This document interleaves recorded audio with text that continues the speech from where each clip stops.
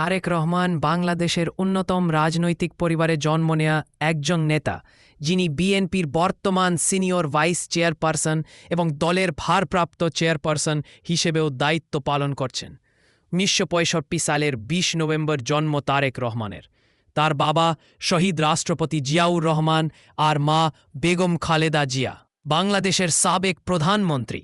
তারেক রহমানের রাজনীতিতে সরাসরি যুক্ত হওয়া শুরু হয় ২০০১ সালের বিএনপি ক্ষমতায় আসার পর। তার নামে গড়ে ওঠে হাওয়া ভবন, যেটিকে বিএনপির আনঅফিসিয়াল পাওয়ার সেন্টার বলা হতো। এখান থেকেই দলের গুরুত্বপূর্ণ সিদ্ধান্ত নেওয়া হতো। এমন অভিযোগও আছে ২০০৯ সালে বিএনপির কাউন্সিলে তিনি নির্বাচিত হন সিনিয়র ভাইস চেয়ারপারসন হিসেবে। ২০১৮ সালে খালেদা জিয়া জেলে যাওয়ার পর দলের গঠনতন্ত্র অনুযায়ী তিনি দায়িত্ব নেন অ্যাক্টিং চেয়ারপারসন হিসেবে। বর্তমানে তিনি যুক্তরাজ্যের লন্ডনে রাজনৈতিক আশ্রয়ে অবস্থান করছেন এবং সেখান থেকেই ভার্চুয়ালি দল পরিচালনা করছেন। মামলা ও বিতর্ক।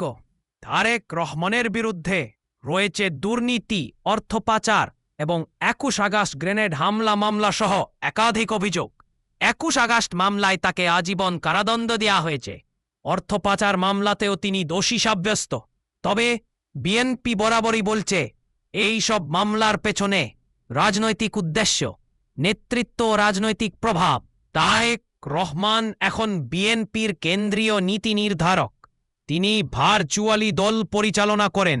যুবদল, ছাত্রদল, মহিলা দল সহ নেতাকর্মীদের সঙ্গে নিয়মিত যোগাযোগ রাখেন।